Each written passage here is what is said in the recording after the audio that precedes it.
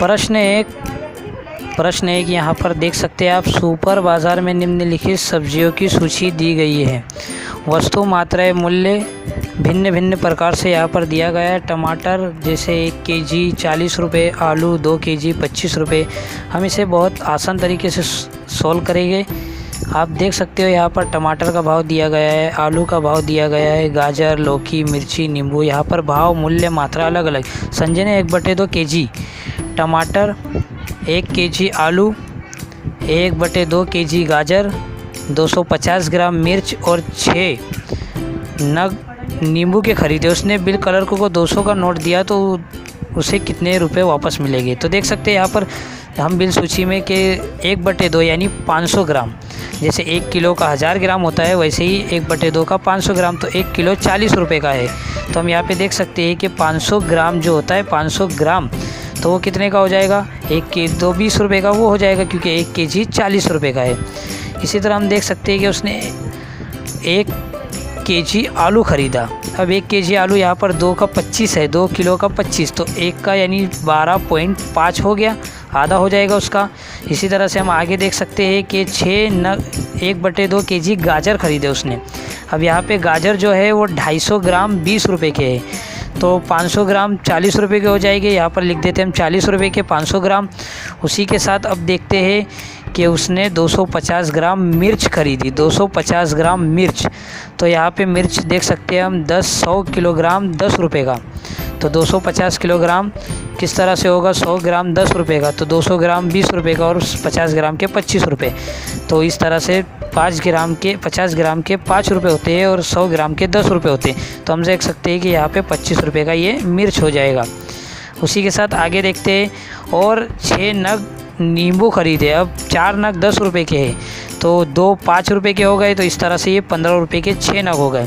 यहाँ पे देख सकते हैं अब हमने जो ये टोटल मारा है, ये टोटल को अब हम उसने क्लर्क को 200 रुपये दिया। अब ये जो टोटल मारा है हमने, अब इसको हम एक साइड पर लिख कर प्लस कर देते हैं। देख सकते हैं 20, 12.5, 40, उसी के साथ 25, 15। अब इन सब का हम प्लस करेंगे। सबसे पहले 5 ये 50 है, तो इसको हम 50 पैसे के अंदर लिख देते हैं। उसके बाद ये 2 5 10 और 2 12, 12 के यहाँ पे हम 2 लिख देंगे, ये ऊपर 1 चला जाएगा। उसके बाद 2 और 1 ये 3 और 1 4, 4 और 4 8, 8 और 2 10 और 1 11, 11 का जैसे कि वैसे ही लिख देंगे हम प्लस करके। ये 2 हो गया। अब इसको 2 में 1 में 3, 4 4 8, 8 और 2 10 और 1 ये 11, 11 को जैसे कि वैसे लिख के 112.50 हो गया। अब उसके बाद 112 पॉइंट को 200 में से माइनस कर देंगे, 200 के बाद कुछ नहीं है तो लिख देंगे 112, 50 पैसे यहाँ पर हम जैसे कि वैसे ही उतार देंगे। अब 50 पैसे यहाँ पर बचता है, जो हम इसको 199 करके यहाँ से 100 पैसे में से 50 पैसे निकाल देंगे। अब ये 100 पैसे हो गया, 100 पैसे में से 50 पैसे निकालने के बाद 50 पैसे बचे। अब 9 में से 2 गया 7, 9 में से 1 गया 8 और 1 में से 1 गया 0, यानी 87.50। तो इसका राइट आंसर हो जाएगा 3। इसी के साथ अब आगे बढ़ते हैं, देखते हैं अगला सवाल। सवाल नंबर 2, एक रेलवे स्टेशन पर कार पार्किंग की पार्किंग दर निम्न रूप से चित्रित की गई है। अब यहाँ पे हम देख सकते हैं, ये सवाल दिया गया है कि पार्किंग की जो चित्रित की गई है उसमें 2 घंटे तक 50 रुपये, 2 घंटे से ऊपर यानी 5 घंटे तक 75 रुपये, 5 घंटे से ऊपर 8 घंटे तक 10 रुपये, 8 घंटे से ऊपर 12 घंटे तक 150 रुपये और 12 घंटे से ऊपर 24 घंटे तक 250 रुपये। अब राजीव ने अपनी कार को 7 AM पर पार्क किया और उसी दिन वो 4:30 PM पर आया लेने, तो उसने कितने रुपए भुगतान किया होगा। अब 4:30 PM पर गया था, जबकि वो सुबह में 7 AM को रख कर गया। तो सबसे पहले करेंगे 16, इसको रेलवे टाइम में कन्वर्ट करेंगे, 16:30 हो गए 4:30 का, और उसमें से 7 AM को माइनस कर देंगे। सबसे पहले 30 का 30 लिख देंगे यहाँ पे, फिर उसमें से 16 में से 7 गए, 9 बचे। अब यहाँ पे हो गया 9:30, यानी 8 घंटे से ऊपर 12 घंटे तक, यानी 150 इसका हो गया 150। तो यहाँ पर इसका राइट आंसर हो जाएगा 3 नंबर का, क्योंकि 150 रुपये उसकी पार्किंग दर होगी। प्रश्न 3 में एक 2 अंकों की संख्या हो, दहाई के स्थान पर अंक और इकाई के स्थान का अंक क्रमिक अभाज्य है। अंकों का योग 3 और 4 का गुणज है। अब वो संख्या है। तो जैसे हम यहाँ पर देख सकते हैं, सबसे पहले हमको क्या करना है, 3 और 4 का गुणनज है। तो सबसे पहले प्लस करके देखेंगे, 3 और 1 4, 5 और 7 12, 2 और 3 5 और 5 और 3 8। इसी तरीके से अब देखेंगे, अब 3 और 4 का योग पूछा है, तो योग 12 ऐसा है जो 3 और 4 का गुणज हो सकता है, जबकि 11 5 4 5 8 ये नहीं हो सकता, इसलिए हम 12 इसका राइट आंसर हो जाएगा 57। इसी के साथ प्रश्न 4, आरोही क्रम में व्यवस्थित करने पर निम्न में से कौन सी संख्या तृतीय स्थान पर होगी। सबसे पहले 7.07, 7.070, 7.707, 7.007 ये यहाँ पर दी गई है। अब सबसे पहले जो बड़ा है वो लिख लेते हैं, उसके बाद जो उससे छोटा है वो लिख लेते हैं। उसके बाद देखते हैं उससे छोटा ये वाला है, तो हम वो वाले को उसको तीसरे नंबर पे डाल देते हैं, 7.07। उसके बाद ये 0.7 यानी 00 करके 0.77। अब उसके बाद 0.7। अब यहाँ पे देख सकते हैं हम तृतीय स्थान पर कौन सी संख्या है, 0.07। तो यहाँ का राइट आंसर हो जाएगा 4, जो 4 नंबर पे वो राइट आंसर है। इसी के साथ नेक्स्ट प्रश्न 5, एक 5 अंकों की संख्या में दहाई के स्थान का, सबसे पहले हम लिख लेते हैं इकाई, दहाई, 100, 1000 कर लेते। देखो इकाई, दहाई, 100, 1000। अब एक 5 अंकों की संख्या में दहाई के स्थान का अंक 8 है, तो इकाई, दहाई, 100, 1000, तो दहाई के अंक पर लिख देंगे हम 8। उसी के साथ अब देख सकते हैं हम यहाँ पर 2 तो पहले ही कट हो गए क्योंकि ये इकाई के मकाम पर है। अब यहाँ पर देख सकते हैं दहाई के मकाम पर 2 ही जवाब ऐसे आते हैं, है ना। इसी के साथ अब आगे बढ़ते हैं, इकाई के स्थान का अंक दहाई के स्थान के अंक का 1/4 है। 1/4 1/4, 4 की 4, 4 दूनी 8, यानी वो अंक है 2। इकाई के स्थान का अंक है 2। अब ये 2 देख सकते हैं हम दोनों में है। उसी के साथ आगे बढ़ते हैं कि 1000 के स्थान का अंक 0 है। 1000 के स्थान का अंक क्या है, 0 है। तो इकाई, दहाई, 100, 1000, 0 यहाँ पे लिख देते। अब देख सकते हैं हम 0 किस पर आएगा। उसी के साथ अब देखते हैं हम आगे के इकाई के स्थान के 2 गुना और 10वें 1000 के स्थान का 2 गुना है, तो अब यहाँ पे 2 दूनी 4 कर देते। उसी के साथ अब देखते हैं हम कि 10,000वें स्थान के अंक इकाई के स्थान का 3 गुना है, तो अब जैसे 3 गुना है तो वो संख्या होगी। अब यहाँ पे 3 गुना करना है हमको, तो यहाँ पे इकाई का अंक 2 है, तो 2 का 3 गुना, 3 दूनी 6, तो यहाँ पे लिख देते हैं हम 6, तो इसका राइट आंसर हो जाएगा 1। इसी के साथ अब छठा प्रश्न देखते हैं, एक वर्ग की भुजा 4 सेंटीमीटर है, उसे काटकर 4 बराबर वर्ग में बांटा गया है, विभाजित किया गया है, प्रत्येक के छोटे वर्ग का क्षेत्रफल क्या होगा। देख सकते हैं हम 4 4 इक्वल कर दिए हमने। अब एक पट्टी को काटकर हमने 4 हिस्सों में तकसीम कर दिया, तो इसका राइट आंसर हो जाएगा 4 सेमी स्क्वायर। उसी के साथ नेक्स्ट प्रश्न देखेंगे, 3 ब्रांड ABC के पेन क्रमश 10, 12 और 24 के पैकेटों में उपलब्ध है। यदि एक दुकानदार को तीनों समान संख्या में खरीदने हैं तो उसके द्वारा खरीदे जाने वाले पैकेटों की न्यूनतम संख्या क्या होगी। अब यहाँ पर देख सकते हैं ABC में 10, 12 और 24 को हम प्रत्येक में बराबर गुणाकार करना है। अब यहाँ पे देख सकते हैं हम यहाँ पर लिख देते हैं कि भाई 10, उसी के साथ 12, उसी के साथ 24। अब देख सकते हैं हम 12 ढाई 120, 10 12 भी 120 और 5 24 भी 120 ही होगा, तो इसका राइट आंसर 1 हो जाएगा। बाकी हम दूसरों को गुणाकार करेंगे तो ये रॉन्ग आएगा। इसी के साथ अब नेक्स्ट प्रश्न देखते हैं, एक भाग में वृक्ष में नीम की संख्या 1/6 भाग है। क्या 1/6 भाग है और उस वृक्ष में अशोक के वृक्ष है और शेष यूकेलिप्टस के हैं। यदि नीम के वृक्ष की संख्या 5 है तो बाग में यूकेलिप्टस के कितने वृक्ष है। अब 1/6 हो गया। अब नीम के 5 है तो 5 से गुणाकार कर देंगे, 5 छंग 30 हो गया, यानी पूरे बाग में 30 वृक्ष है। अब उसी के साथ हम 5 नीम के निकाल देते हैं कि नीम के जो वृक्ष है वो 5 है, बाकी आधे यानी 30 का आधा 15 अशोक के वृक्ष है। देख सकते हैं हम यहाँ पे आधे बोला है तो आधे अशोक के वृक्ष है। अब 15 5 20 हो गए, अब बचे कितने 10 वृक्ष, तो यूकेलिप्टस के कितने वृक्ष हो गए तो 10 हो गए, इसका राइट आंसर 3 होगा।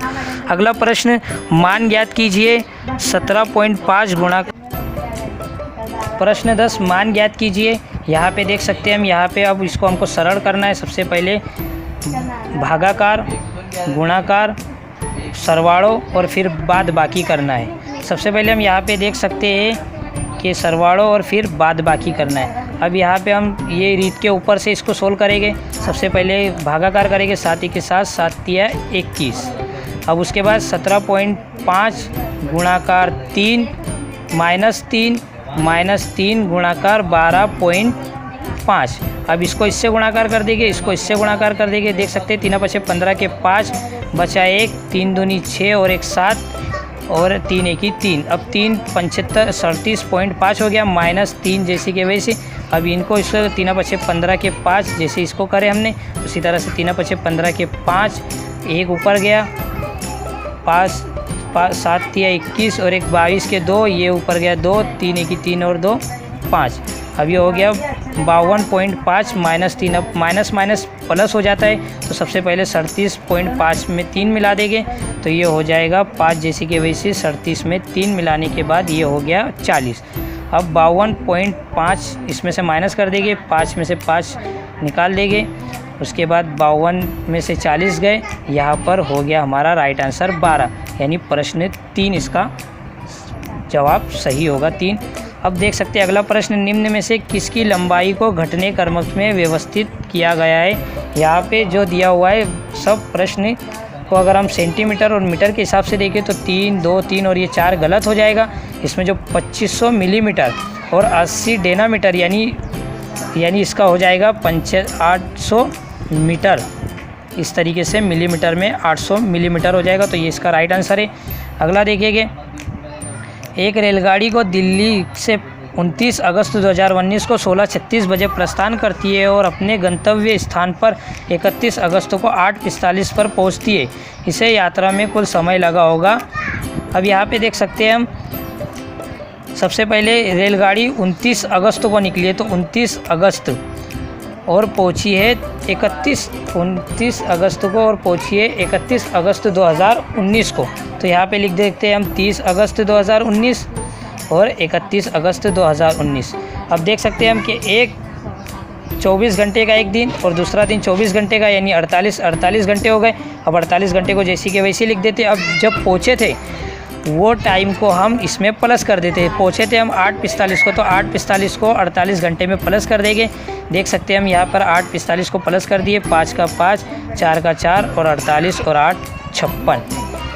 इसी तरह अब जब निकले थे वो टाइम को हम माइनस कर देंगे, 16:30 को इसमें से माइनस कर देंगे तो हमारा राइट आंसर आ जाएगा। अब देख सकते हैं हम 16:30 को इसमें से माइनस करने पर देख सकते हैं 5 का 5 लिख देंगे, 4 में से 3 गया 1 और 6 में से 6 गया 0, 5 में से 1 गया 4, यानी 40:15 मिनट। तो इसका राइट आंसर हो जाएगा। हमको कितना टाइम लगा? 40 घंटे 15 मिनट। इसी के साथ अगला प्रश्न है, एक 180 सेंटीमीटर लंबी तार को आयत बताया गया, उसकी चौड़ाई 30 सेंटीमीटर है, तो इसकी लंबाई क्या होगी? सबसे पहले चौड़ाई है 30 सेंटीमीटर, यानी 30 इधर से 60 हो गई। अब 180 में से 60 निकाल देते हैं, तो बचा कितना हमारा? बचा 180 में से 60 निकाल दिए, बचा 120 यानी इसका 120 आ गया। अब उसको आधा कर देंगे, 120 में से 60 इधर और 60 इधर, तो इसका राइट आंसर हो जाएगा 60। इसका जो राइट आंसर हो जाएगा 60 सेंटीमीटर 3 नंबर का। उसी के साथ अब आगे देखते हैं, वो संख्या जो 1 से 10 तक के सभी संख्याओं से विभाजित होगी, तो वो संख्या है 2520, क्योंकि 10 जो है वो 7 से विभाजित नहीं होता है और 100 भी 7 से विभाजित नहीं होगा, और 604 जो है वो 5 से विभाजित नहीं होगा, क्योंकि 4 आखिरी में 5 नड़ता है। लेकिन 2520 ऐसी संख्या है जो 1 से 10 में सबसे विभाजित हो जाएगी। इसी के साथ आखिरी प्रश्न देखते हैं कि आयशा के पास केवल 5 और 10 के सिक्के हैं। यदि उसके पास सिक्कों की कुल संख्या 25 और रुपये 160 का धन है, तो उसके पास 5 और 10 के सिक्के की संख्या क्या होगी? सबसे पहले हम सबको प्लस करके देखते हैं कि 18 और 7 कितना हो गया?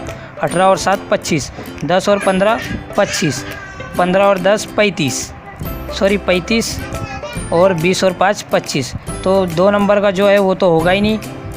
15 और 10 25 हो गया। आप देख सकते हैं हम यहाँ पे 5 से गुणा करेंगे, इसको 10 से गुणा करेंगे, तो देख सकते हैं हम 70 और 5 को 18 से देंगे तो ये हो गया 90। इसको गुणाकार करने पर 90 आ गया। 90 प्लस 190, 70 को प्लस करें हमने तो ये हो गया 160। अब 160 का धन हो गया। बाकी को भी करके देख लेते कि 5 को 15 से करें तो 15 पंचे 75 और 10 ढाई 100, तो ये हो गया 175 का धन, तो ये नहीं होगा। अब उसी के साथ 20 को 5 से करेंगे, 20 पंचे 100 और उसी के साथ 5 ढाई 50, तो ये हो गया 150। तो इसका राइट आंसर ये एकदम पहला वाला एकदम सही रहेगा, जो 160 का धन भी हो रहा है।